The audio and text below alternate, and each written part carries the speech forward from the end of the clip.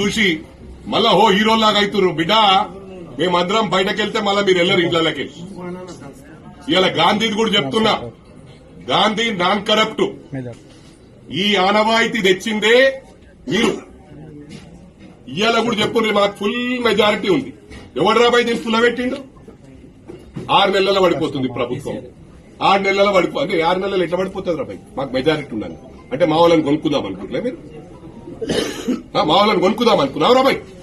బాబామర్లు అడుగుతున్నా అన్నది మీరే కదా రాబాయి. ఇవాళ ఎందుకు బాధపడుతున్నారు? ఇవాళ ఆపేసాం మేము. అటువంటి చేయలే. గేట్ ఓపెన్ చేస్తే మొత్తం పడేస్తారు. ఇట్లా 2 మంత్రులు ఇస్తే మొత్తం ఖాళీ అవుతుంది. ఆల్రెడీ ఒకరు మాట్లాడిర్రు, మాకు 2 మంత్రులు ఇండ్రి మొత్తం 26 మందిని తీసుకొని వస్తామన్నారు. తెలుగు నాదరా సోయి నాదరా ఎందుకు రెచ్చగొడుతున్నారు? మళ్ళీ ముందే మా రేవంత్ అన్న ఉండి కింద పడ్డా మీద పడ్డా అదే అంటాడు, అదే మాట అంటాడు. ఆయన ఎందుకు రెచ్చగొడుతున్నారు మీరు? ఉట్టిగా ఎల్కకుర్రా భయ్. మీది మీ బొంద మీరు దవ్వుకుంటుర్రు.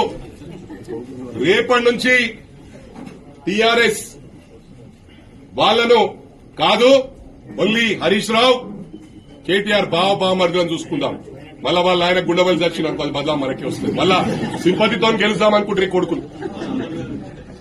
అందుకు కేసీఆర్ గారిని ఏజ్ ఫ్యాక్ట్ దృష్టిలో పెట్టుకుని ఏమనకుండ్రి, ఓన్లీ బావగాన్ని బామ్మర్ది గాని టార్గెట్ చేయండి అని చెప్పి కూడా కాంగ్రెస్ కార్యకర్తలకు పిలుపునిస్తున్నాం.